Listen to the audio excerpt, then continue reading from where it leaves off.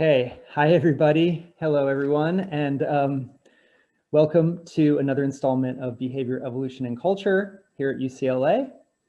I am delighted to welcome our colleague from UC Berkeley, Celeste Kidd, who's going to talk to us today. Before I officially introduce her, let me just say a few words. I already mentioned a couple of the upcoming events.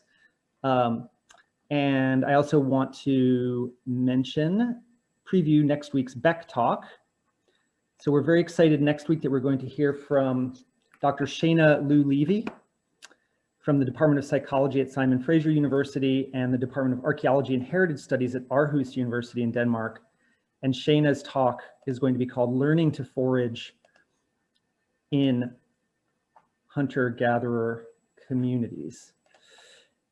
And so mark your calendars for that. That will be next Monday, same time, same place at noon, same Zoom link. So today, as I said, it's a real pleasure to welcome Professor Celeste Kidd, who is a psychologist at UC Berkeley. And Celeste is going to tell us about her research on knowing, and her talk is provocatively and interestingly titled, How to Know. So welcome, Celeste, and if others would like to unmute yourselves for a moment, please join me in welcoming Celeste Kidd. Go ahead and share your screen and go for it. Get this started? Yep, looks good. Okay, great. Thank you guys so much for having me. I am here to talk about how we know things. My lab is very interested in belief formation, is what we're really talking about today. In particular, we want to understand how we know the things that we know, but also how what we know informs what we're interested in learning next.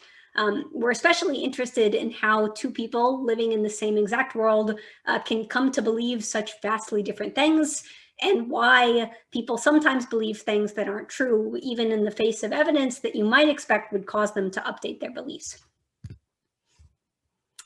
We live in an age of unprecedented access to information, but despite this, misinformation is ubiquitous.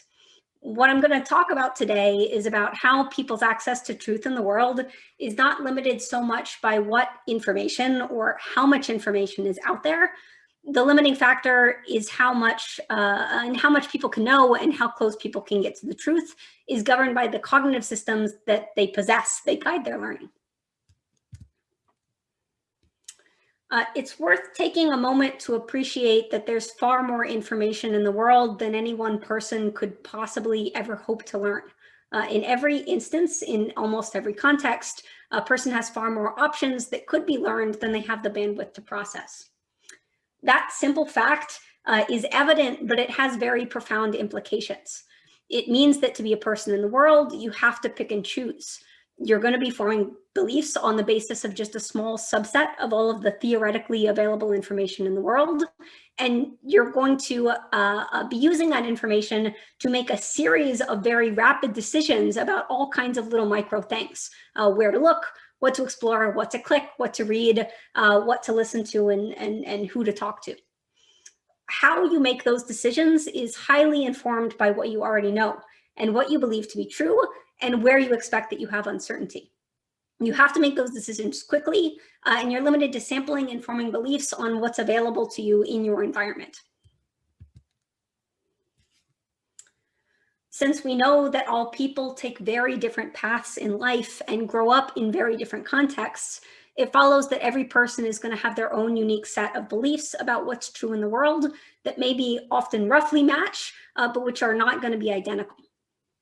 What I'm going to be talking about today is the systems that humans use in order to sample from the world and form those beliefs. And this is a little bit of a spoiler, but you've all met people before. It's not a perfect system.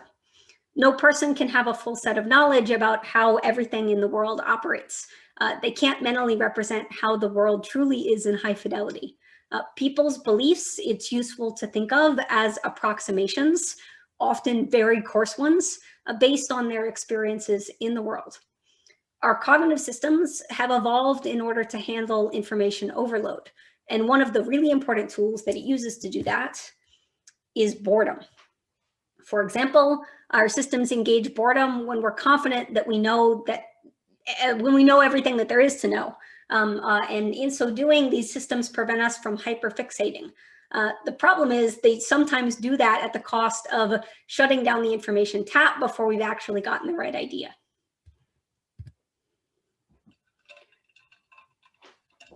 My lab started down this road initially thinking about these questions in development. Kids have to go from knowing very little about the world to eventually possessing relatively sophisticated networks of knowledge about how things work.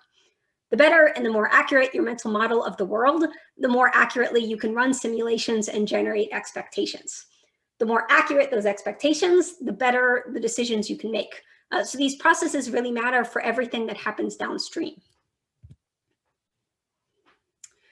My lab has made progress in this area by employing a combination of computational methods and human data, mostly from behavioral experiments. A lot of our work has looked at human infants because it's more straightforward to get a kind of raw measure of what they're interested in looking at.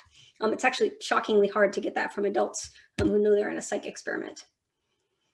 We use, for example, these screen-based eye trackers, which allow us to give human infants the ability to control what they see. This allows us to directly measure how infants solve the sampling problem, how they weigh information gain against opportunity cost. Even when we're testing babies, though, this work is not just about babies. These studies with human infants help us understand how we all come to know what we know about the world, starting in infancy, but continuing through adulthood. Most recently, the lab has been applying this knowledge towards understanding how we should design systems that interact with humans in order to give them the best possible chance at building mental models that accurately reflect reality. In light of everything that's happening in the world, I don't think I need to push very hard on why that's very important. Beliefs build over time, starting in infancy, but continuing throughout your life. And with my remaining time, what I'm going to highlight are just 4 things I think that are important to know about how these cognitive mechanisms limit your access to what's true in the world and what you think you know. So number 1, first most important thing, beliefs guide interest. Beliefs are important for the sampling process. People's probabilistic beliefs are very directly guiding their sampling and their changing interests. One example of this comes from a series of studies that we ran with human infants, in which we showed infants continuously generate probabilistic expectation about events in the world and allocate their attention preferentially to engage with stimuli that are neither overly predictable nor overly surprising, according to a reasonable idealized model of their probabilistic expectations. That's a little abstract, so I'll unpack that. In this series of experiments, we showed infants displays that were designed to elicit expectations while allowing us to construct a reasonable probabilistic model of those expectations moment to moment as these displays unfold over time. So as you can see, there's 3 boxes. There's 3 things in the boxes. It's a little choppy. It was actually smooth when the baby saw it. And they pop up in some order. Here's another example of another trial. So 3 new boxes, 3 new objects, and they pop up with some order. And you get the gist of that. What was special about these experiments, though, is that infants are controlling the displays moment to moment. If the infant continued to watch, the sequence continued unfolding.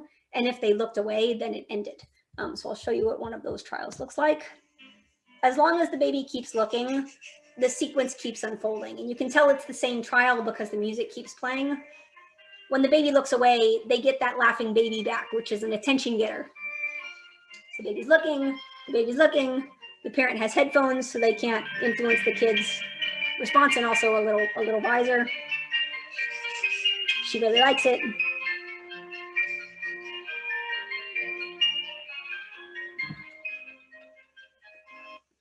When she looks away for 1 second, we bring the laughing baby back, and she resets, and we do that again.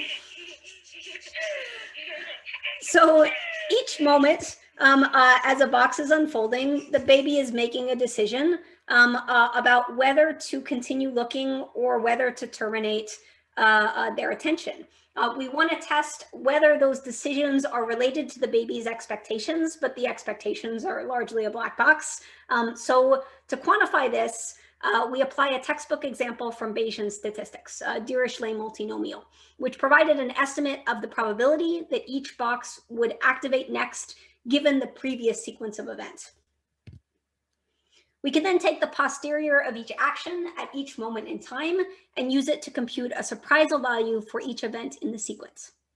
With this in hand, we can then plot the probability of infants' actual look-away behavior as a function of the surprisal value of the event in the sequence. This allows us to uncover the relationship between idealized probabilistic expectations and children's behavior in a simple and independent way. And when we do this, we get what we've described as a Goldilocks effect, by which infants tend to look away from events that are highly predictable, but they also tend to look away from events that are highly surprising, like this. This U-shaped trend remains significant even after we use a survival analysis to control for things like time into the sequence, repeat objects, time into the experiment, and everything else you'd expect should influence look-away behavior. We've demonstrated this pattern across multiple displays, across visual and auditory modalities in non-human learners, specifically macaques, and in older children. And it even applies at the level of individual infants. So this is not just group averages. It applies controlling for other factors like posterior entropy and holds even when we model transitional probabilities, which are important for language learning. So rather than just the unigram statistics, the transitional ones. Right. This kind of U-shaped linking function could represent a broadly applicable strategy for organizing your search for information in the world. It's been theorized to shape not only your attentional decisions moment to moment, but also your motivation for things like what to click, what to read, or what to listen to. Learning scientists had previously suggested that this kind of pattern might help learners seek out things that are just right for learning. You're going to disengage from stuff that is very predictable and thus you already understand it, but you're also going to disengage from stuff that is highly surprising and maybe unlearnable, maybe random, or things that you don't have a sufficient amount of background knowledge to make sense of yet. That kind of idea is consistent with other evidence from developmental psych that suggests even very young humans seek out experiences that violate their expectations just a little bit. What's more, they do this in a way that allows them to better understand how the world works. So for example, work by people like Liz Bonowitz and Laura Schultz and Hyo Guan and Alison Gopnik. Importantly here, certainty diminishes interest. In other words, you are curious about things that you don't think you know everything about yet. Once you become certain, you're no longer interested. This schematic here is from a study by Schultz and Bonowitz in which kids got a choice of one of the toys that they wanted to play with. It's the same toy in the two conditions, and what varied was what was demonstrated.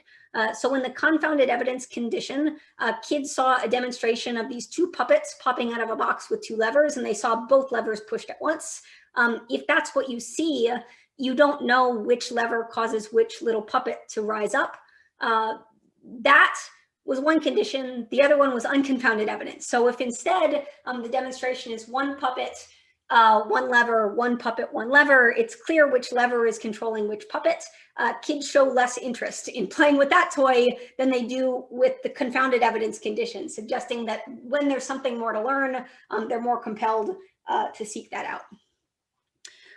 This makes sense given that a rational agent has limited time, attention, and computational power. A rational agent should focus on learning material about which it's most uncertain. But there's a hitch, which is that sometimes people are certain when they should not be. As just one example of evidence for this, this paper, which is first authored by Shirlene Wayne in Psychonomic Bulletin and Review, shows that it's what you think you know that determines your certainty. I'm sorry, not your certainty, that determines your curiosity, not what you actually don't know. Challenge is, if you think that you know the answer, you're not curious to check it, so you don't, and you risk just getting stuck with the wrong answer.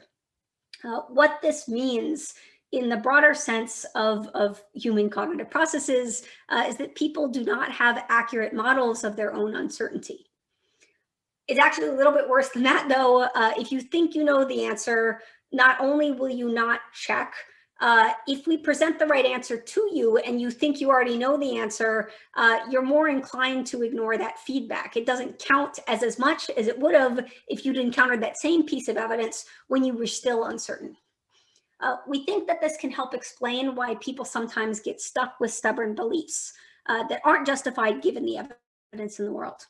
Once a person becomes certain of something, they aren't considering subsequent evidence in the same way. So, next question, where does human certainty come from? Number 2, beliefs are strengthened by feedback, at least for the high-level kinds of beliefs and concepts, which I'd argue are the kinds we care most about for sorting out the big decisions that we make in our lives. This is a problem because it means we're sometimes certain when we shouldn't be. And sometimes when feedback isn't actually available, our estimate might be really off. Here's some of our evidence that human certainty is not well calibrated to how certain we should be given the evidence. These are images from a paper recently published in Open Mind. In this paper, we had people learn a novel rule-based concept. This one is Daxiness. These concepts are just Boolean logical rules that specify whether or not an object is Daxy. The Boolean rules themselves are latent, and people must learn them by seeing examples of the objects and guessing whether or not they're Daxy. In the beginning, you can't possibly know what the concept is. It could be something simple like red, or it could be something complicated like red and square and large, or green and small and triangle. We use this domain because they're really good models from cognitive psychology that closely predict people's response patterns. These models are, in fact, probabilistic, typically performing Bayesian inference over a space of logical hypotheses. So we can quantify how certain a learner should be given the evidence that they've observed. We use this setup to evaluate different theories of where people's certainty comes from. And what we find is this: the entropy of an idealized model has little to do with people's certainty in learning, even though that same model can predict their responses. Instead, we find that people's certainty is coming from feedback. If people are getting answers right, even if it's just by chance, whatever concept they had in mind when they first started getting a string of correct responses, they feel very confident that they have the right concept, even when it's not justified according to the models of what they've seen. This is especially notable in this context where, because it's just a binary choice, it's very easy to get a string of correct responses just by chance. While feedback is problematic, a lack of feedback could be also problematic for different reasons. Less feedback, we think, may encourage overconfidence. And to demonstrate this point, I want to talk about some of our research in which we ask whether two different people who use the same word in the exact same context are actually activating the exact same concept. The takeaway from this work is my point 3, which is that even for common concepts, beliefs in humans vary substantially. And perhaps more importantly, as people are generally unaware of this variation. First, a bit of background. There have been a few efforts to understand and quantify such variation in mental representations using the tools from cognitive psychology. In the 1970s, Bill Above examined individual differences in people's classifications in a two-dimensional space of stimuli, cups and bowls, that varied in height and width, and then additionally whether they appeared in a food or in a neutral context. A food context biased people to draw the cup-bowl category boundary earlier. What this work found is that people often disagreed in atypical cases, a finding widespread to other concepts beyond cups and bowls. Relatedly, people sometimes use words without deep understandings of what they mean. For instance, in the case of GMO, as in this tweet, if you get the COVID-19 vaccine, you will be a GMO. Psychometrics has developed multi-dimensional scaling methods which account for individual differences starting in the 1950s. Recent implementations provide the advantages of generative Bayesian statistical inference. This data here is from Okada and Lee. It's visualizing judge similarities between different cola brand tastes. And you can see distinct clusters for example, like the diet varieties versus the other varieties. The regular varieties are up on the right there. Dr. Pepper is its own little island. It doesn't taste like either. So we wanted to leverage these methods and apply it towards understanding how much variation exists in human concepts. We addressed this question by looking at word meanings in two domains: common animals and politicians. These domains allow us to characterize diversity for high frequency words, animals, which may be most likely to be shared. We contrast this with politicians, which might vary among individuals with distinct political beliefs, as do concepts and language concerning morality. We've recruited a couple thousand participants on Amazon Mechanical Turk. We asked half to make similarity judgments about animals and the other half to make judgments about US politicians. Each participant was randomly assigned to a single target from one domain. For example, maybe you're assigned to chicken, and then presented with 36 unique pairs of the objects in that domain and asked to judge which is most similar to the target. Thus, participants responded to queries such as which is most similar to a chicken, a penguin, or a whale. Each trial was presented in order, was repeated in order to measure response reliability. So there's a total of 72 trials for an individual. We did the same thing for the politicians, asking participants to rank their similarity in order to discover how many latent versions of each concept live in the population. Most importantly, I was like, if there's variation, are people aware of it? To get a metacognitive assessment of this, we asked people to make judgments of how many people out of 100 would agree with their judgment. This is a T-SNE plot colored according to the clustering results from a Chinese restaurant process, where response vectors in each concept were clustered across individuals in the population. For instance, based on the responses people gave to similarity judgments to Richard Nixon, we arrived at a distribution over different Nixon concepts people might have in the population. Remember also that people were asked twice, so this is relative to their reliability in answering. If you thought that we all basically had the same concepts for these words, what you'd expect to see is one single cluster. What we find instead is that there are about 5 to 10 distinct concepts for each of these labels in the population. Moreover, we use a species count estimator from ecology to extend the number of clusters in our sample to that of the entire population, using methods like good Turing estimators. We find that this number is approximately what we should expect to see for the entire population. I should say, when we started this work, we expected to see little variation in concrete concepts and more in the abstract ones. You might expect there to be more agreement about things like cups and bowls that have tangible reference that people can, see and jointly attend to, and maybe more variation in the things that don't have a concrete reference. So abstract things like love and war. What we found is that although people agree more about some concepts than others, there's a surprising amount of variance across both the concrete and the abstract concepts. To show you what some of this variation looks like, so here's salmon that has about 3 main types of concepts. There's less agreement on ones like this. This increased number of clusters here indicates that Joe Biden means fundamentally different things to different people.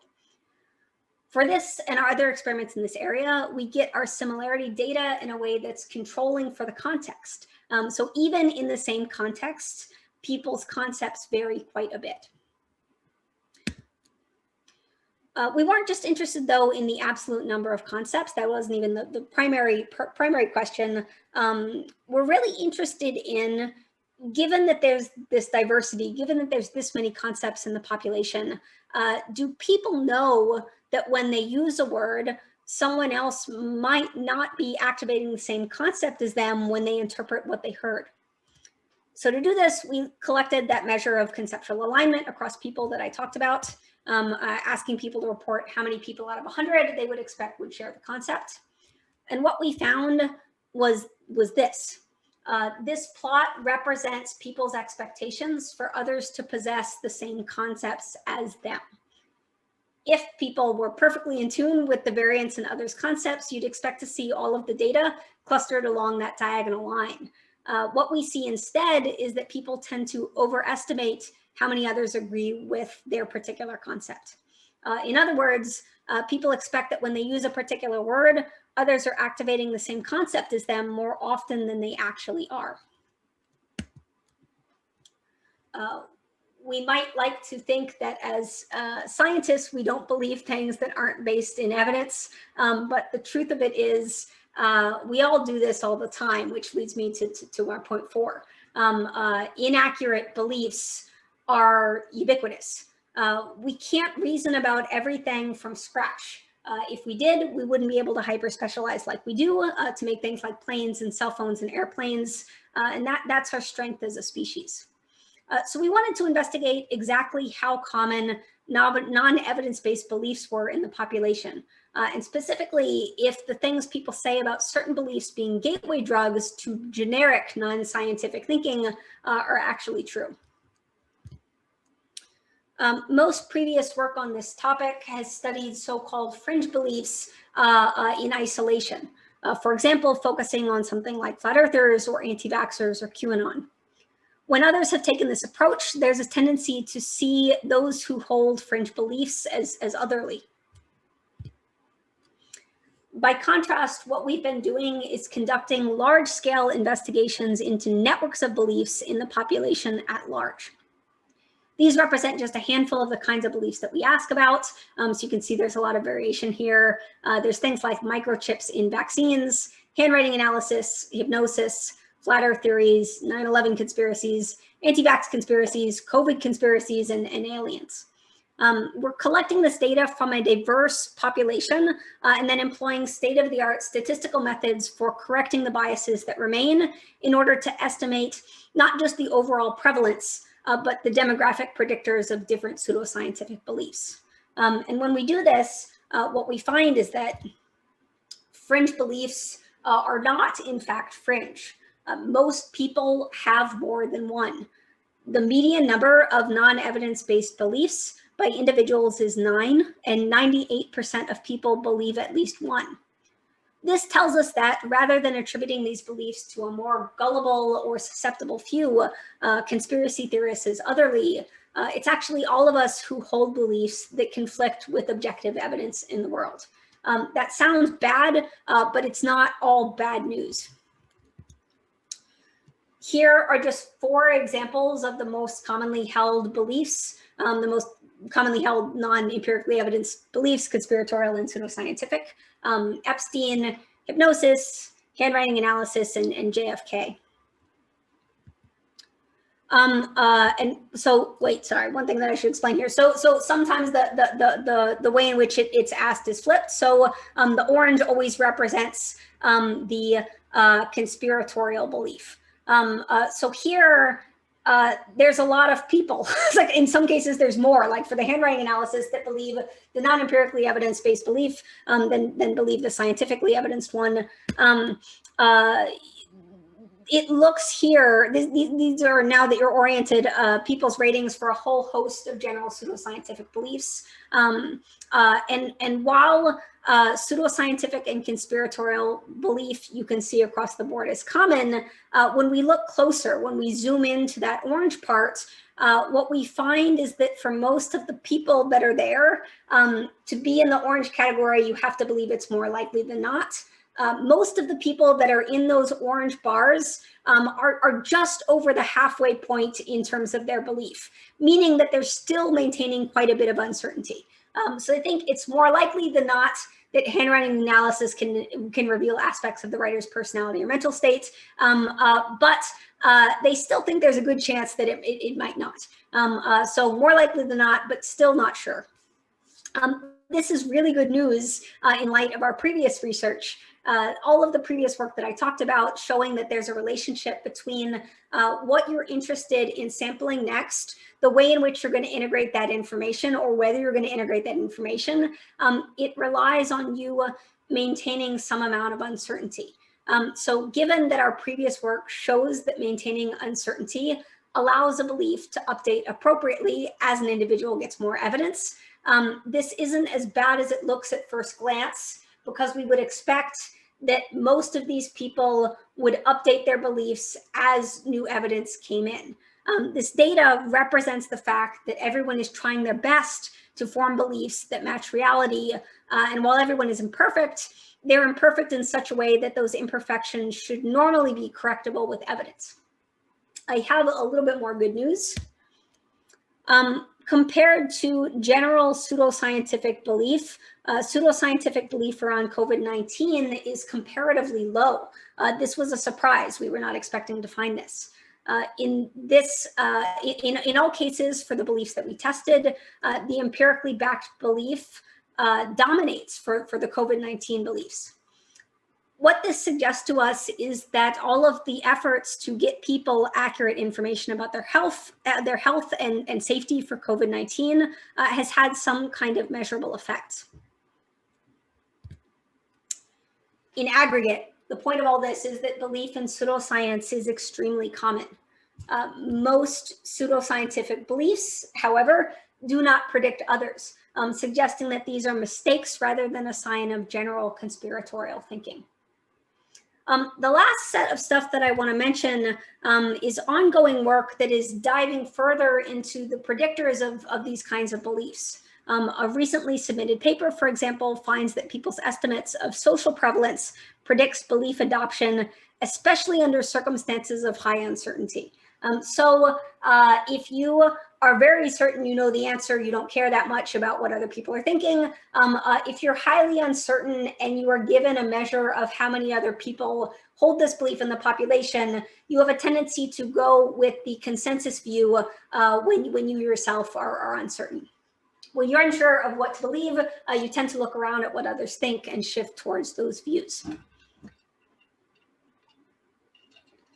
In this plot, what you see is a shift towards believing a conspiratorial belief to be more likely when you estimate that many people around you believe that conspiratorial belief.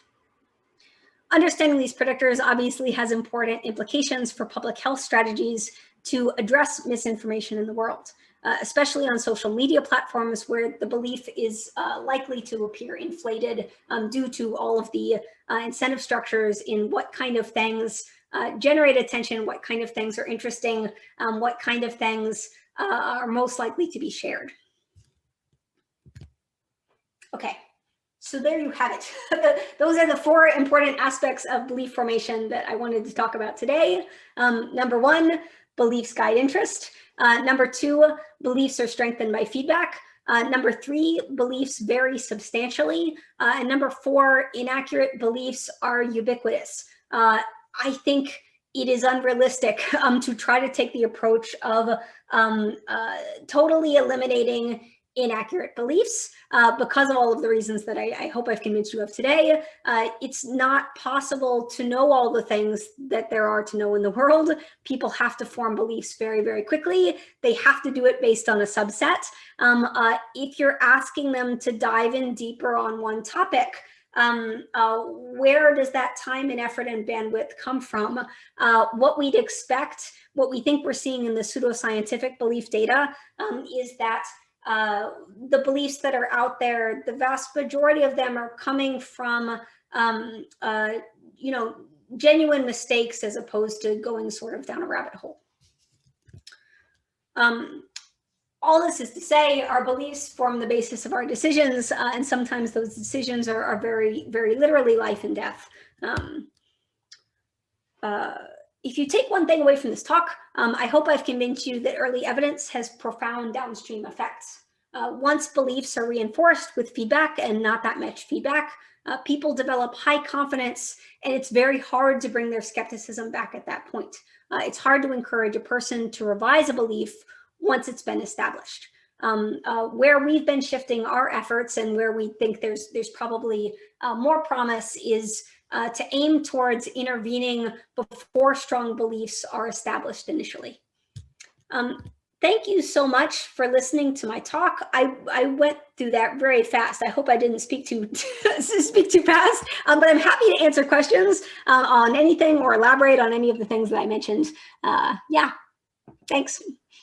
Great, thank you so much, Celeste.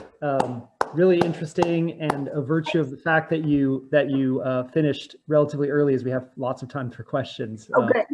Especially if people want clarifying on any of this stuff. Yeah, so. and while people are thinking too, I want to take a moment to thank everybody in the lab that had a direct hand in all of the work that I discussed, especially these people in pink there, all work directly on the publications that I talked about today. Cool. Great. So I will curate the list of questions. Sure. If people would like to get in the queue, the best way is to use the blue hand function, which I believe is still under the participants section. You can raise your hand. Anybody want to jump in with the first question for Celeste? Dan. Thanks, Celeste. Really interesting. I'm tempted to, make some quip about not believing you, but I won't do that. So you at the very end there, you said that there are all these factors that affect interest, and that what gets our attention then potentially generates belief. But I'm curious what you think of a finding, which I am not establishing this as high confidence, because we've replicated it a couple of times, but one lab replicating something a couple of times is not compelling evidence, as we know, and that's that people find information about danger intrinsically more believable. So separate from interest, right? Yes. And I noticed that in the last section on sort of believing false information, that an awful lot, and I was trying to scan and couldn't get them all, but an awful lot of those were dangerous things in the world, right? Whoops. Yeah. Went too far. There we go. Yes. So is that, assuming that this finding is real, and again, like I said, we've replicated it a few times, but big footnote asterisk on that, right? Assuming that it's real, right? Is that orthogonal to the question of this sort of brief exposure, I'm on the fence, I don't really know, and I can be persuaded, right? Because if it is orthogonal, then at least it matters in terms of the sort of point of intervention of trying to correct false information.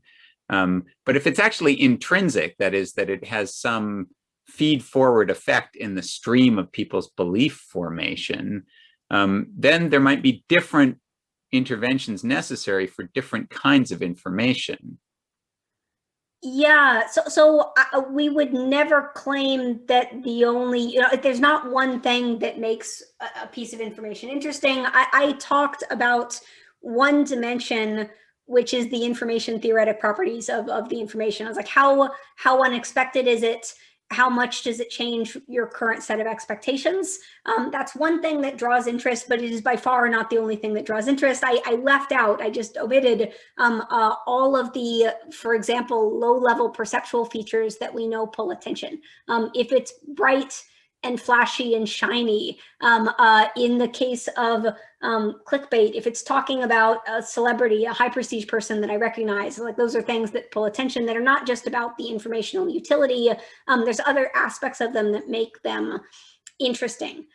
We have not dove and dived deep into other things that make these statements more or less believable. It would be totally, that sounds like a thing that could be true, that people are more likely to believe. I would believe it, that people believe things that are potentially dangerous more readily.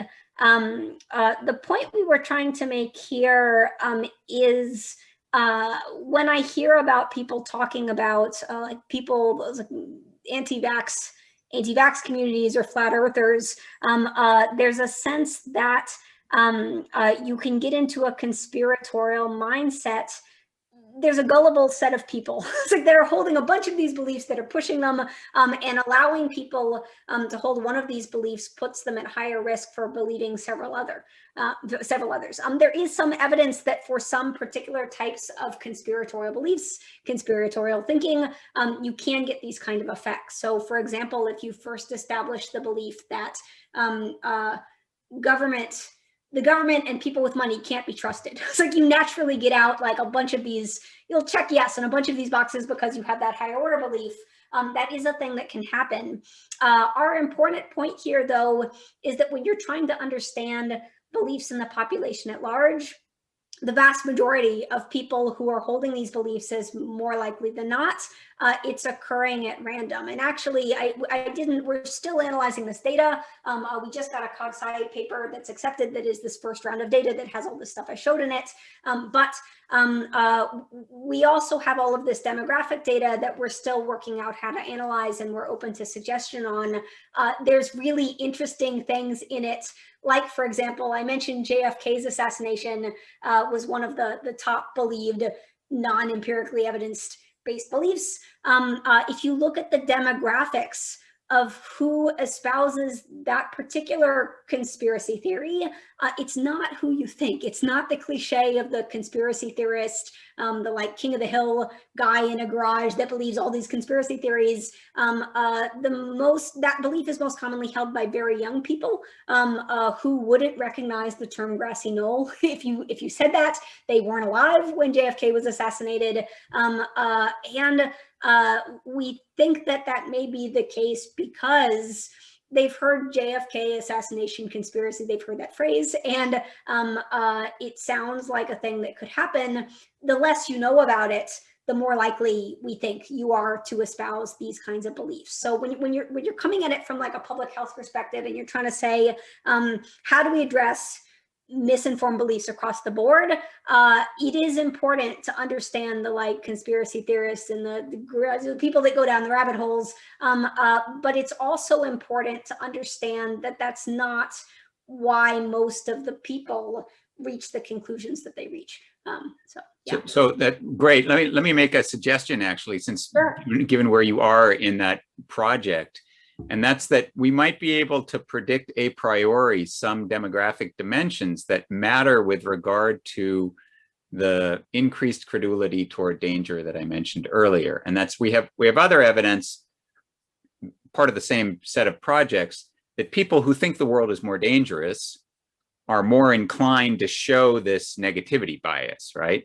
Well, you might be able to at least guess at dimensions that would matter with regard to people's general level of threat reactivity. So we've done this with regard to political orientation, but in an entirely different line of research, we've shown that that parents are more threat reactive than non-parents, right? That they see danger loom larger, right? For functional reasons, right? If you have that kind of demographic information, if you have age, if you have gender, right? If you have parenthood status, then you could look in advance to see whether those people assign more credulity to beliefs that are clearly about danger, right? That's a great idea. Yeah. I don't know. I'll have to take a look at the demographic survey. I don't know if we have number of kids. If we don't have that, adding that seems like a great idea. I know that we have like, where do you live? We have ethnicity, we have religion, we have gender, we have education, we have some other socioeconomic status measures. All of the things that you might think would predict, we have political affiliation. I was like, all of the things that you might think would predict general general pseudoscientific and conspiratorial thinking. None of them do across the board. There are patterns for individual particular beliefs, but yeah, the fact that this is an everybody problem, I think, is important to appreciate. So I love those suggestions for trying to test those predictions. Yeah, I'd love to talk more offline if you. Great. Yeah, absolutely. Thank you. Thanks. Great, super interesting. Okay, we have some more questions. We have Andrew and then Renee. Andrew, go for it. Hi. So super interesting stuff. I had a couple of questions about networks of beliefs, and specifically thinking about this in terms of across, say, a period of several months in an adult's life, how they go from holding one set of beliefs to another set of beliefs. And, thinking about this in terms of inculcation into a particular political ideology or something like that. So given the kinds of, pseudoscientific beliefs that you've explored, and thinking about networks of beliefs, are there some of these that tend to travel in tighter clusters with each other than others? And if so, are there some, does the network centrality of a particular belief play a causal role in how soon or which other conspiracies or pseudoscientific beliefs somebody is likely to endorse? And so with that in mind, do they also represent sort of important points for debunking a belief in order to deconstruct the entire network of poorly informed beliefs? Yeah, so that is a tricky question, in part because beliefs are complicated. I mentioned the example of if you generally believe the government can't be trusted, there's other implications that has about how likely you are to, for example, think the US government planned the 9/11 attacks. I haven't seen, nobody has a great way yet of trying to quantitatively put a number on, if you believe the government can't be trusted, how likely do you believe this? I was things that are obviously semantically related. Yeah. What I will say, your first question about are there some things that pack together? We're still working on these analyses, but I will say that for the COVID beliefs, if you believe, most people don't believe them, but if you believe one of the pseudoscientific COVID or conspiratorial COVID beliefs, you're much more likely to believe other ones of those. And the COVID beliefs are also predictors of other kinds of pseudoscientific beliefs, we think, but again, it's tricky to work out exactly how these things, how these beliefs relate to each other. One other thing that's important, an important piece of the puzzle, and something that makes it hard to assess, how somebody responds, is this more likely to be true than not? The pragmatics really matters. So we had observed in a set of pilot data that it appeared to be the case that beliefs that were more specific, that gave more details, are more likely to be accepted as true. But for what reason is that? There's all kinds of pragmatic considerations, you consider something like a sentence like Joe drinks coffee. How much coffee does Joe need to drink before you'd have to say Joe drinks coffee is a true statement? Joe would have to drink coffee pretty regularly. It's a lot of coffees. Compare that to Joe climbs mountains. How many mountains does Joe have to climb before that's a true statement? Joe doesn't have to climb that many mountains before it's licensed to say Joe climbs mountains. Joe you can say climbs mountains if he's climbed 2 mountains. You wouldn't say Joe drinks coffee if only twice he's drunk coffee. And the reason why there's that difference is the base rate. So what's the comparison set? How often do people usually drink coffee? How often do people usually climb mountains? It's relative to that. So with some of these effects, when we're going through and saying like, why are people more likely to believe that a particular voting machine was responsible for stealing the election versus voting machines are responsible for stealing the elections? At the surface, it seems like if you believe a particular one is responsible, you should say, yes, voting machines are responsible. But there's something about the comparison set. How often does this one have to do it versus voting machines at large? That's tricky. So these are all things we're very interested in, and we're trying to work out. And yeah, I look forward to figuring out what we're doing. So can I just ask one quick follow-up about that? Yeah. So I think the point about base rates is interesting. And I think that there's a sense in which, like in thinking about sort of some rhetorical practices about like, big lies, and how if you get somebody to believe a big lie, then all of the other lies sort of follow, more readily. Do you find that for people who are likely to, endorse the kind of thing like Joe drinks coffee based on him having had coffee twice, if they endorse a belief that has a base rate that's like that as, being true, does that increase their likelihood of identifying other? Yeah, Sorry? that's very interesting. I don't know of any work that looks specifically at individual variation in like what particular threshold do you need before you decide that this is true. That's a really fascinating question.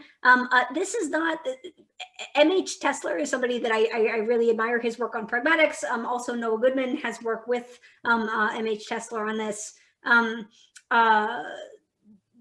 I don't know if they look, I don't think that they look at individual differences, but based on our conceptual alignment work, we would expect that this is a dimension along which people almost certainly do vary. And that's a really interesting question with all kinds of really interesting implications.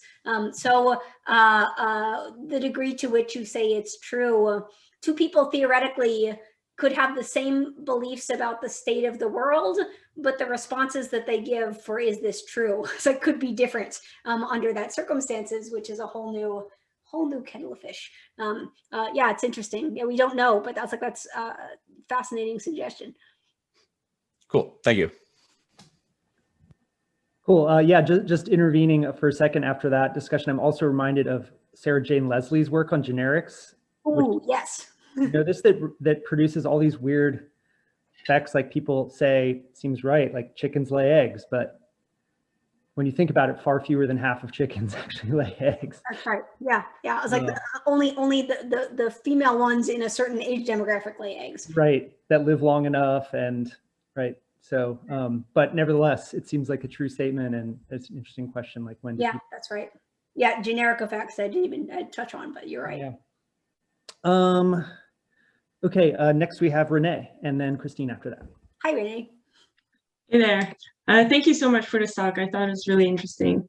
And I was wondering, so you've shown some ways in which our fact-finding systems are imperfect and limited. And I was wondering if you could talk a little bit about the more ultimate question of why these systems have evolved to be this way. So is it perhaps that we are stuck at some like local optimum and we would radically have to change our belief systems for it to work better? Or have the relevant domains of knowledge changed in our recent history? Or I was also thinking for some of the domains of knowledge that you highlighted in your study, maybe there are also some social goals towards believing some of them rather than the goal of actually like finding the objective truth. So I was wondering what your thoughts are about that. Those are like 3 good questions. I might forget some of them, so you have to remind me. The social beliefs, social motivations for believing something. Yeah, I was like, there's absolutely, it's not our work, but there's absolutely other work suggesting that you're more likely to adopt the beliefs of people that you identify with in some capacity. So if you're choosing between beliefs in a population, I was like, I want to look for the people that seem like me, and then I'm more likely to adopt those beliefs. There's also prestige reasons for adopting a belief. With flat Earth, where this line of work started pre-pandemic, we were interested, like many people, in flat Earth, and where does flat Earth belief come from, and how common is it actually in the population? And we could not get a number. We could not get a number for how many people believe the Earth is flat. A lot of the journalism and the documentaries, the Netflix documentary Beyond the Curve, they were citing journalistic stories that were individuals talking. They were citing numbers like the number of flat Earth attendance, people attending these conferences has gone up. The number of people watching the videos or following the various online channels has gone up, but like everybody in our lab was also following those, and we had a suspicion, like, how many of the people that are attending are journalists and are people that are just interested in whether or not this is true. A lot of the cases that people were citing were people that were high profile, that had a conflict in saying, I believe the Earth is flat. If you say the Earth is flat, you believe the Earth is flat, you get a lot of attention. So there was one person that came out and said, I believe the Earth is flat, and had some product that was launching the next week. Very effective for getting people to check this guy out. There was another guy that killed himself on accident trying to conduct a rocket launched experiment, and he publicized it by saying, I'm going to prove that the Earth is flat. And after he died, many of his friends said, we want to correct the record. And he actually didn't believe the Earth is flat. He just knew that was a great way of getting press, and he got some funding from those guys. And for the record, he did not believe that. Online, there's all kinds of incentives for sharing content that espouses particular beliefs that the user may not believe is true. There's a really great study that's just in preprint. I can't remember the authors, but if you Google for it, there's nothing like it. It looks at the best predictor of content being shared. And the best predictor of content being shared is not whether or not the user thinks that it's true.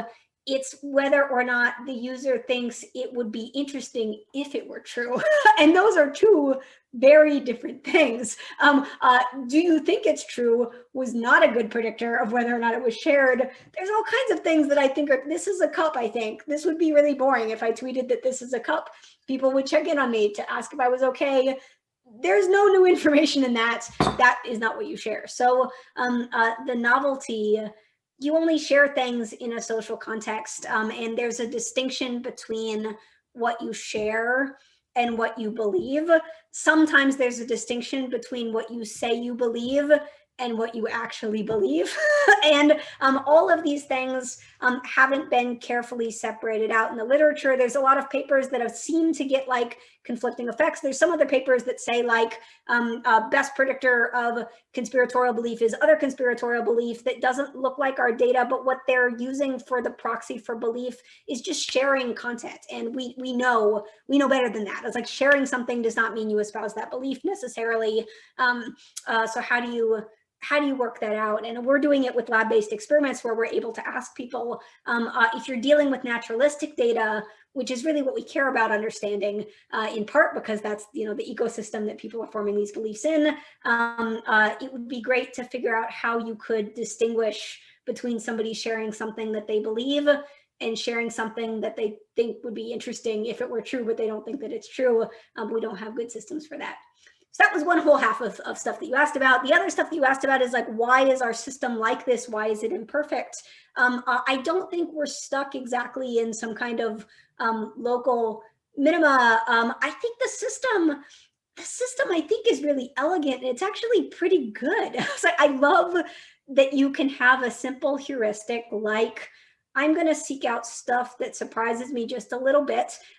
For that to operate, we demonstrated that for sequences, sequential data. You can compute the surprisal value and say, I'm gonna pay attention. I'm gonna be most likely to stay engaged at things that are a little bit surprising, but not too far. But that same method can scale up as you learn more about the world. So what is the unit? It's like, what is the statistic that you're tracking? You imagine for a particular domain, something like language acquisition, maybe what's guiding your attention in the early stages operates on the unit of like the sound. So I'm going to pay attention to the sound in those statistics, and that's how I'm going to allocate my attention and pull my samples. But eventually you learn the syllables of your native language, and now those are the units that you're tracking, and you don't care about just the individual sounds anymore. And once you learn the words, you can start tracking those as the unit, and it can build up. I didn't get into that the solution, if that is what's going on in people, is nicely elegant in that the same simple statistical tracking heuristic can be scaled up as your knowledge builds. And then eventually, it's like you can get to things like these complicated concepts.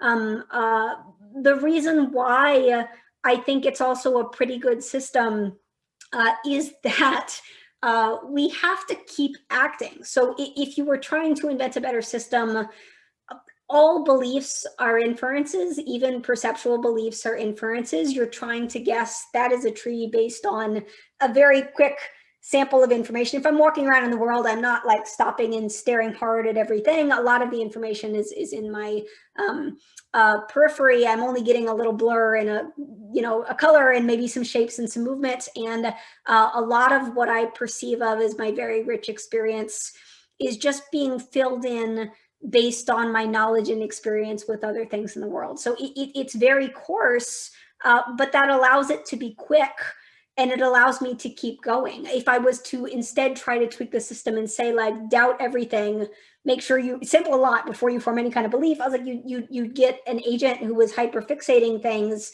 hyperfixating a tree bark, saying like, but is this a tree? And they would never move. There are drugs that make people do things like that. I don't know. We've never measured the attention. We've never run like a statistical attentional allocation task on somebody that was doing any of those things, but that would be super interesting to do. When we model sort of a theoretical version of the system, you don't want something like that. I was like, you want something that does a pretty good job, is approximately right most of the time, and that makes the decision and moves on and keeps walking and keeps moving and keeps sampling and yeah, et cetera, et cetera. So yeah, I hope that was that useful. Was that all your question? So. Your question had like many layers, so it was like, was that? I think no. I think this was pretty useful, and so I think what I'm getting from you is that the system, like most of the time, for like most of the things that we need to learn, works, but it's just for some types of knowledge that it doesn't. Yeah. So actually, you just reminded me of one other thing that I meant to throw into your answer somewhere, which is the system works pretty well in, I hate to say in the natural world, but I don't have a better term for it, in the natural world, like trees and you're walking around, and it's relatively slow and inefficient to gather information because it makes up its mind, but it still maintains a high degree of uncertainty. What I worry about is the shift in how we get our information, the shift in the way content is offered, the condensed nature. It's like, it used to be the case that if you had an interest in a conspiratorial belief, when I was a little kid, I heard about Bigfoot, and I thought Bigfoot was really cool. I don't know where I heard about Bigfoot. I think it was the monster truck. Somebody explained the reference, and I was like, there's like a half human person walking around somewhere, and why aren't we looking for him? That sounds fascinating. The fastest I could collect information is like asking other people, many of whom snuck in, like, people believe this, but it's not really a thing. And did you know you can fake footprints? And I can go to the library and I can read maybe 5 books that mention something about Bigfoot. There was a lot more time for me to encounter conflicting points of view in searching for information about Bigfoot. Okay, now compare that to my younger, I have a much, much younger sister. She's 14. When she wonders about something like this, she types it into the search bar in YouTube and she gets a video. Oh no. Slenderman is real. And here's the evidence. And the problem with that, the way our system works, we form beliefs very fast. It's like we do it on the basis of very little information that's necessary for continuing to go and to not get stuck on something. But when we're dealing with these complicated beliefs, and when there's the unprecedented opportunity to get like a bunch of pieces of feedback, when we're at the state where we're like, I am uncertain, 4 pieces of feedback in some of our studies, and people go from like, I don't know at all to I am sure. And once they're sure, that's the problem point. And I do worry about the condensed presentation of feedback due to the nature of how we have organized search on the internet, running the risk of prematurely pushing people from I'm unsure to I know how it works, where you can't get them back at least easily, very quickly, and removing the opportunity to encounter conflicting points of view. I worry about that in tandem with the incentive structures for like what gets promoted on the internet. So the stuff that's weird, the stuff that's interesting if it's true, that rises to the top. And so then you've risen to the top, the stuff that's also like least likely to match with reality. And you do have kids going online to make up their minds about all kinds of things. And yeah, what do we do with that? What's that doing to human beliefs? We don't know, because people are not generally surveying big swaths of even our method. I was like it's in the time when we made this list, we collected this data, we analyzed it, we published the paper. Like if we were to go with like, we can construct a list of pseudoscientific and conspiratorial beliefs that are like top right now, it'd be totally different than these. People believe, they form beliefs so fast, they change so rapidly. It's hard to measure what the impact of the technology we're using to form them is. Yes. Thank you so much. Of course. Thank you. Great. Okay, we have a couple more questions. We have one from Christine and then Theo.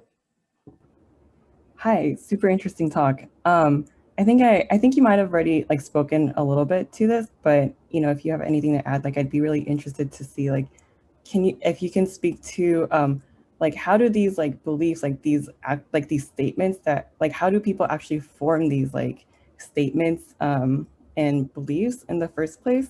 Because I think in the previous studies, like you were kind of just taking a list from different sources, but it's like, you know, for instance, how did someone think of that Bigfoot might have existed or something like that? And like, if you can kind of,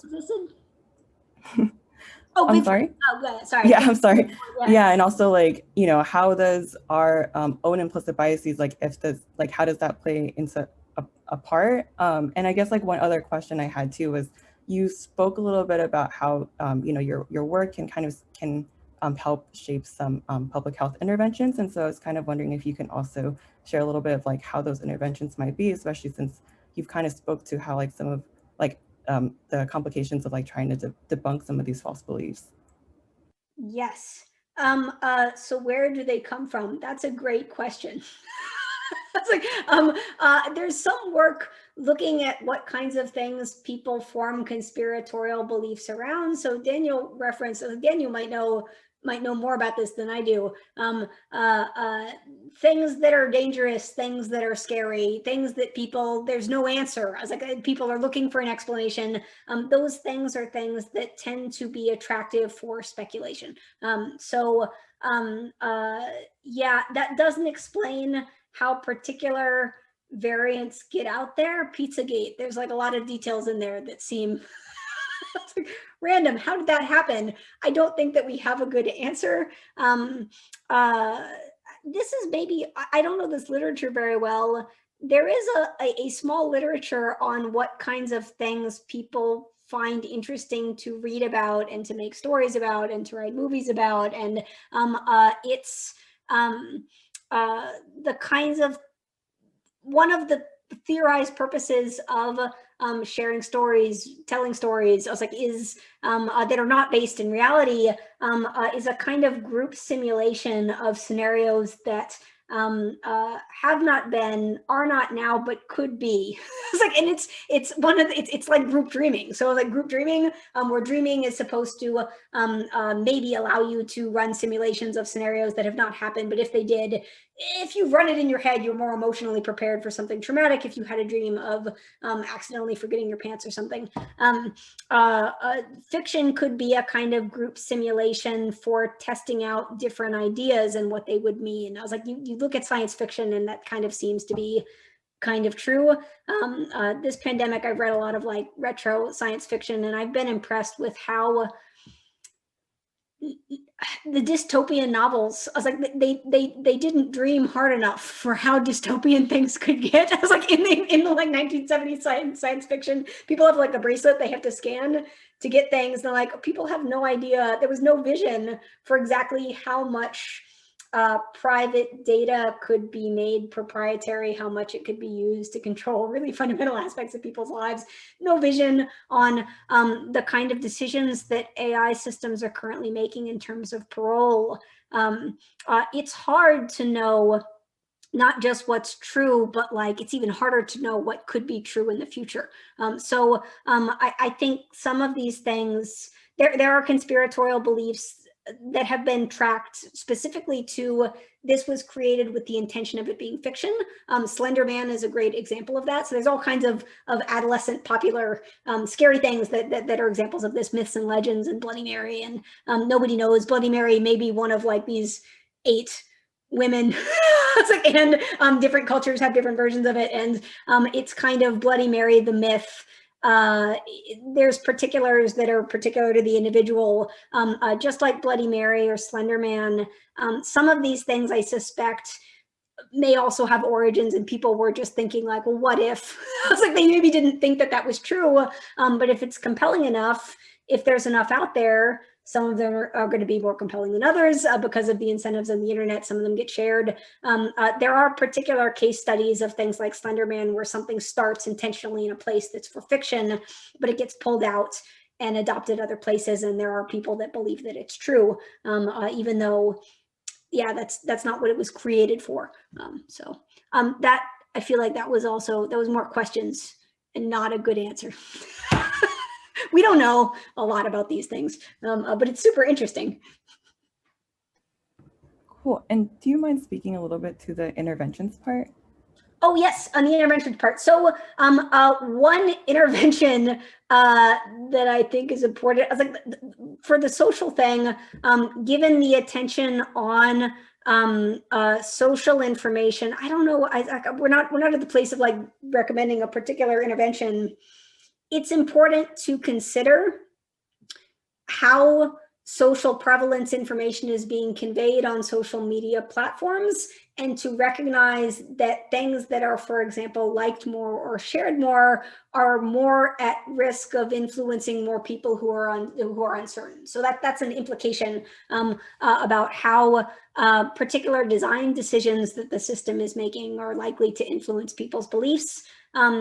Based on the feedback work and the concern about people going from uncertain to very certain very rapidly, one counterintuitive intervention that I think would make sense is de-emphasizing, when you're curating content for a user, de-emphasizing engagement, but because you realize that's going to offer a lot of the same kind of fringe content. And if you offer a bunch of the same stuff, having some more random in there and slowing people's belief down so they have a better opportunity to encounter things that are espousing different viewpoints would be an obvious thing to do. I'll also shout out here, so there's an article specifically about some of these concerns that was written by Karen Howe in the MI Tech Review. It's about Facebook's shift to using AI for content recommendation, what various people who work there noticed and looked at while they were developing these systems, and how some people had concerns about polarization and said that they felt like that was deprioritized when it hurt engagement. There's also a misalignment between our values as humans who ultimately do care. There's lots of empirical papers saying people care about getting stuff right. People care about the truth. It's just hard to find it. It's hard to convey it.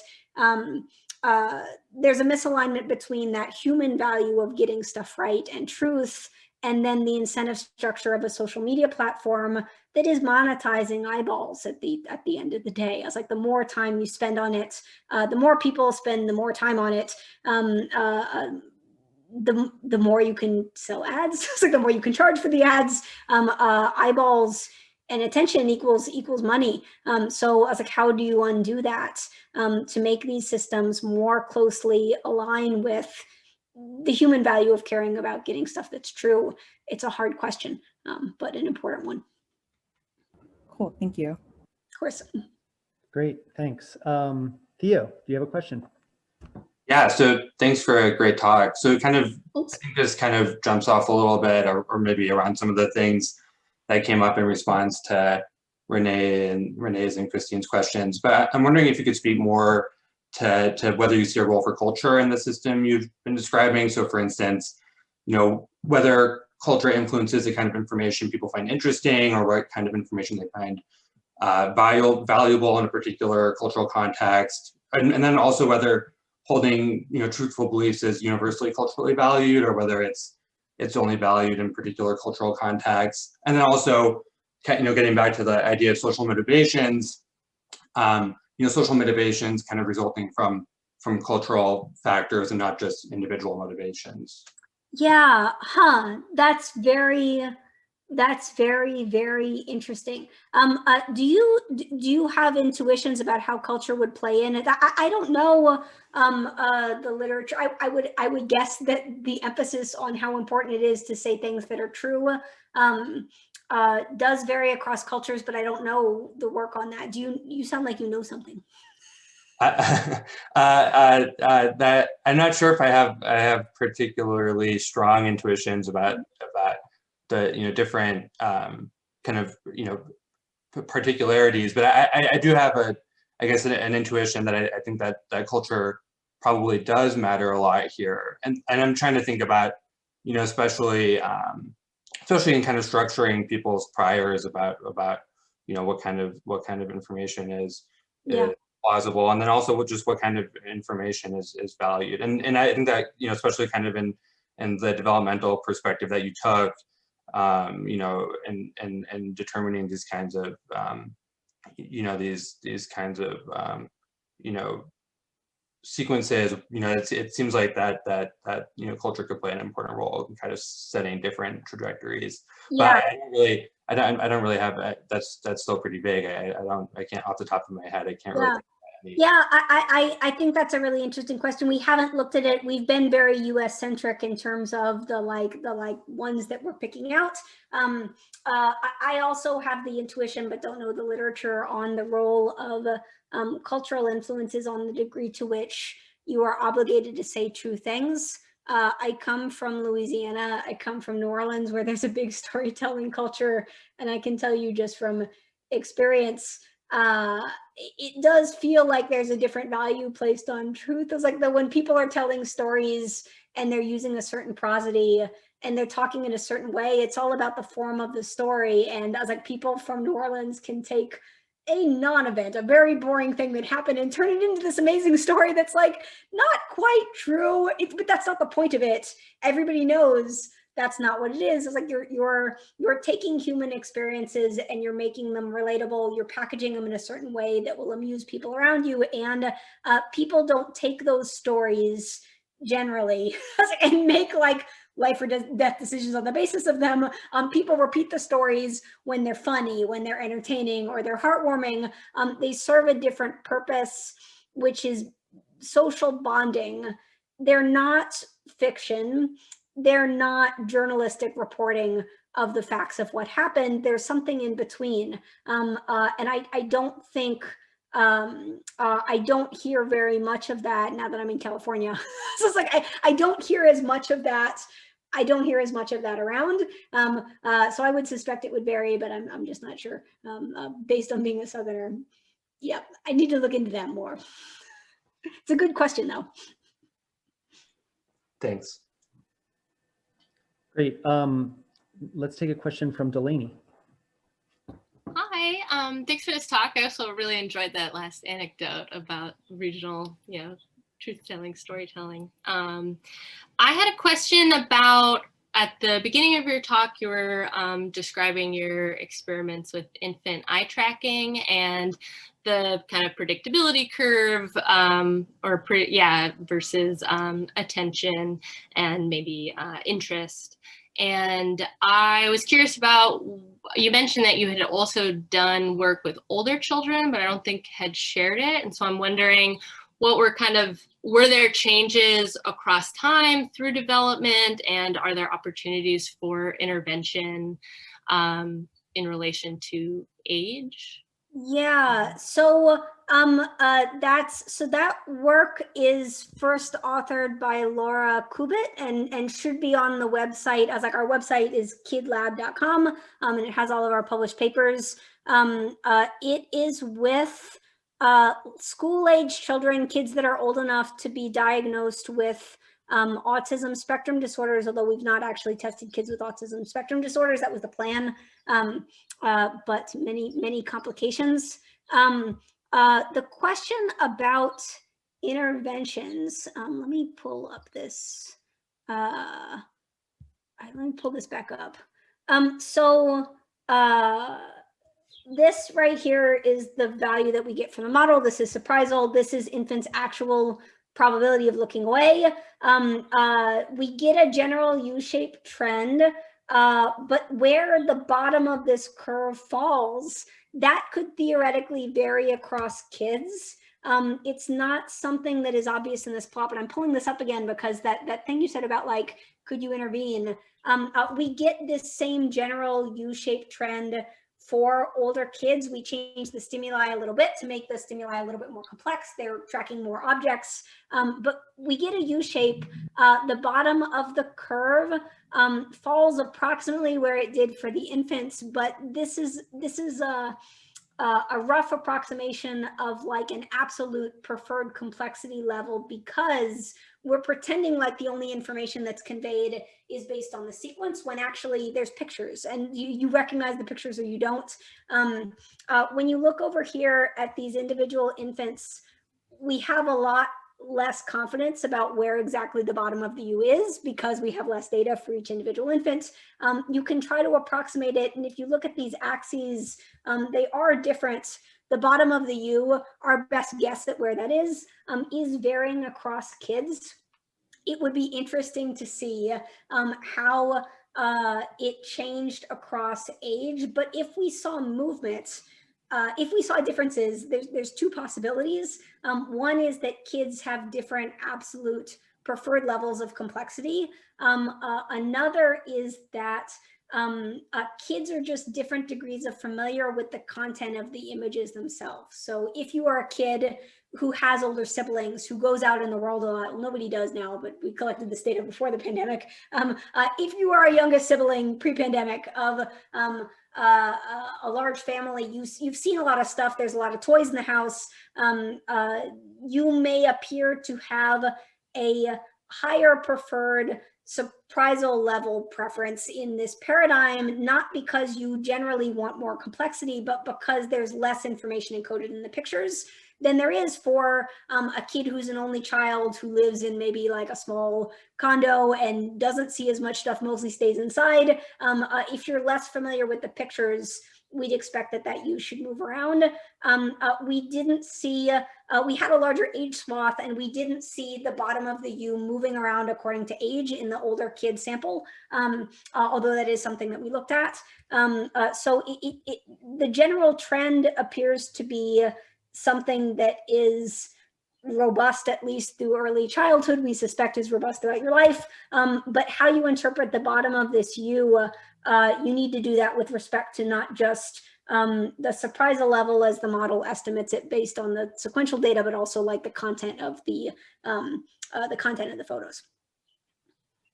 Is that helpful? Yeah, no, I was just curious. Great, thank you. Cool. I wonder if I might ask a question. I actually have a two-part question. well, first is just maybe more of like a comment or an invitation to speculate, but I was thinking about what you were saying. I mean, I was thinking about my own this is maybe TMI, but like things that I share online.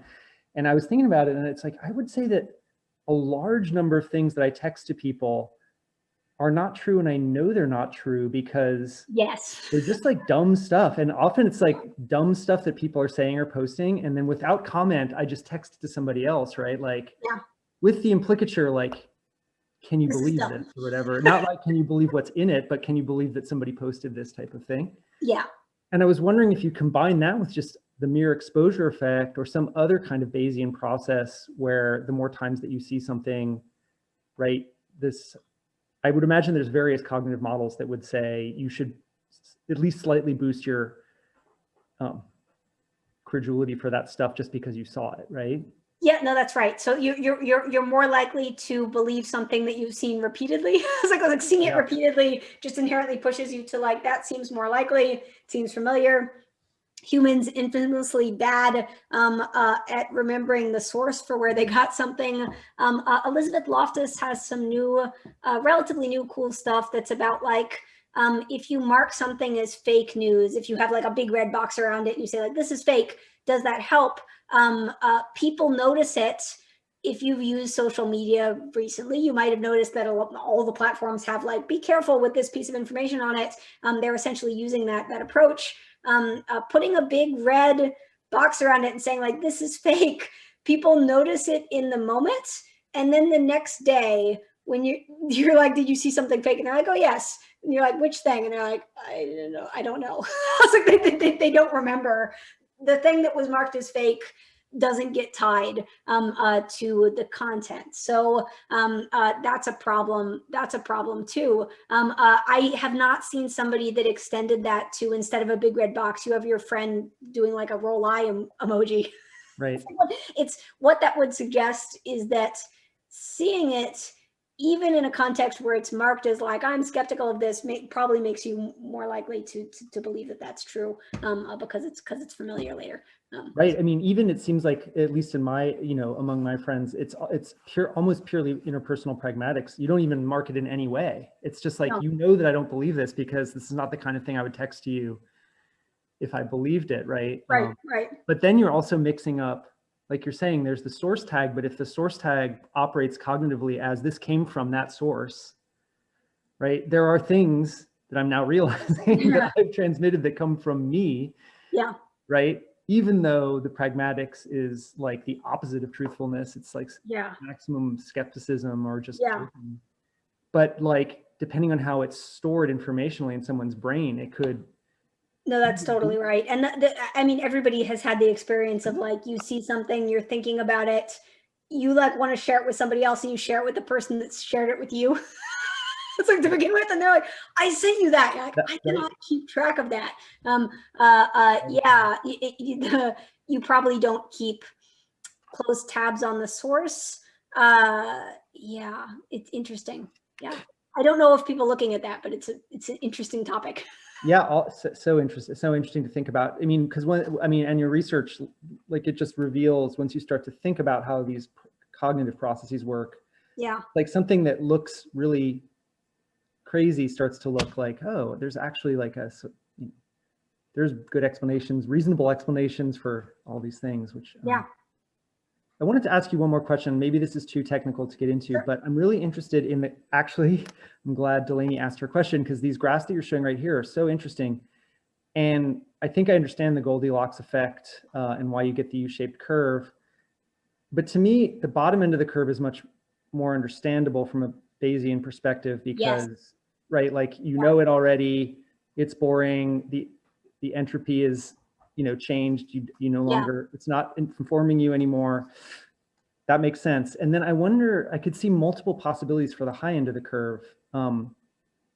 Right, like, is it because, I mean, one of them might be if it's so counter evidential or whatever the proper word is, counter to priors, maybe you're just like, it can't be true.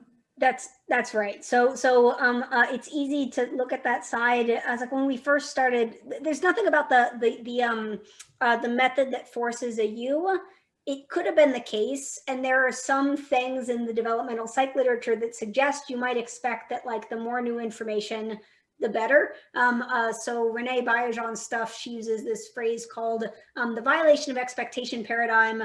Children, when they see magical events, then they look at them for longer because they're confused by them. And I was like, that violation of naming it a paradigm to me as a young scientist in training suggested like the more surprising it is, the more you should be interested. That is a shape that we could have theoretically recovered. Yeah. It could have been that you're least likely to look away with those events. That's not what we got. There are a lot of people in developmental psych. There's a lot of people that were looking at eye gaze that had previously thought, even though they weren't exactly quantifying it, using information theoretics to quantify it exactly, that noticed that there seemed to be greatest interest at things that were a little bit beyond a kid's current grasp, but not too far beyond. But why that would be, I think that you're right that there's several possible hypotheses out there that although they're similar, they're not identical. One possibility that you alluded to is that it's like a noise detector. So if I am driving in a car and I think there's a person in the car next to me, I think there's a person in the car next to me, and then for just a moment, it kind of looks like a squirrel. I shouldn't like turn around and be like, squirrel in the car. Like I misperceived something. Yeah. I misperceived something, and I should just throw that out and keep going. If the next moment it keeps looking like a person, if it just happened to look more squirrel shaped, it's not a squirrel. Move on. It's like, that's very different from what I think we think of when we think of a surprising event. I was at a talk and I forget who asked me this question. Somebody got very upset at this plot and they're like, are you telling me that if a monkey popped out of that closet right there, you would ignore it because it's too unexpected? And I'm like, a monkey popping out of the closet is not one piece of evidence. It's not like a box popping up. A monkey popping out of the closet, it presumably is going to make monkey noises and move like a monkey and sound like a monkey and look like and keep being monkey-like in the room. It could be that what this is a noise detector that throws stuff out that's unlikely to be true. It's not the equivalent of a monkey popping out of the closet. We would expect that would pull attention. The other possibility is that it is a mechanism we have built in to detect random. So you're disengaging not because you don't understand it, but because you understand something higher order about it. So once I've noticed that something is random, I'm not able to predict what the next absolute outcome is going to be, but I know something about the generative process. I know that it's random. There's nothing more to learn. So it could be that there's disengagement, not because it's unknowable, but actually for the opposite reason that you've learned some higher order thing. There's another, probably the most common hypothesis that's out there. It's not quantitative, but I think it's totally plausible, is that if you're not able to, if it's too high of uncertainty, that could indicate that you're missing some base levels of representation needed to make sense of it. So if you think the example I usually use is trying to pick a new book out, you don't want to pick one for a small child that you've already read a million times. That's very painful to do. You also don't want to pick something that's in a language you don't understand, on a topic you don't understand, because you can't make any headway there. It could be that that termination from high surprisal events is the equivalent of like disengagement from something that is beyond what you can process now. So that's probably the most common. Kinney and Kagan, Piaget, Vygotsky, I was like, all of those people seem to be saying things that were most like that idea. Right. So that's possible too. No, that's super interesting. So is a way of saying that something like, because I was thinking another alternative would be something like confusion, but then I was trying to think of how that would work, but maybe something like it's unrepresentable or not sufficiently representable. Something like that. Yeah. So yeah, the confusion, there's other stuff about like valence, and I was like, there's other literature about expectedness and valence and unhappy surprises. And I was like, I don't know how to relate that here. We were not manipulating that. Yeah, it could be that you detect that like now is not I can't make sense of this right now. I was like, I'm gonna move on and I'm gonna come back later.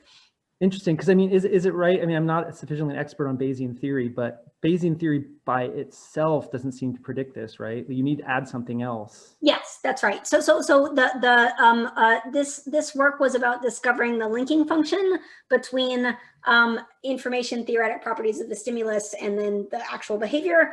There's nothing about this method that forces the U. It could have been any shape. It could have been nothing. If infants are not tracking this and it's not important for their attention, it could have been flat. It could have been nothing. So yeah, I was like, this is coming out of, this is just what infants' behavior looks like, and now we have to seek an explanation for like, well, why that? Luckily, I was like, this is the most commonly, I think that starting in the 1950s, I was like, all the developmental psychologists mostly got it right in noticing that there was something like this going on. And in part, why they got this right is because there were studies where they, for example, varied the sort of qualitative complexity of stimulus items and noticed that kids seem to tire sooner of simpler items than more complex items. There were theories out there about infants' looking time relating to the depth of encoding. So the idea is that you prefer partially encoded stimuli, not encoded at all, not encoded fully. The most efficient route is partially encoded stimuli. That explanation doesn't make sense here, because if you've already done the hard work of detecting how predictable or surprising it is, like, why not just encode it now? It's like, so I don't think that one quite explains it. But the U shapes were widely speculated for a variety of reasons. Cool. I'm mindful of the time, so if people need to go, please do. But the last riff I wanted to make, just a connection and thinking about, I don't know if you know, I mean, this is an anthropological connection, but Pascal Boyer and others have this idea of minimally counterintuitive beliefs. That sounds familiar, but what is that person's name? That's useful to know. Pascal Boyer. If you look in our archives, you can actually see that he gave a talk here earlier this year. Boyer.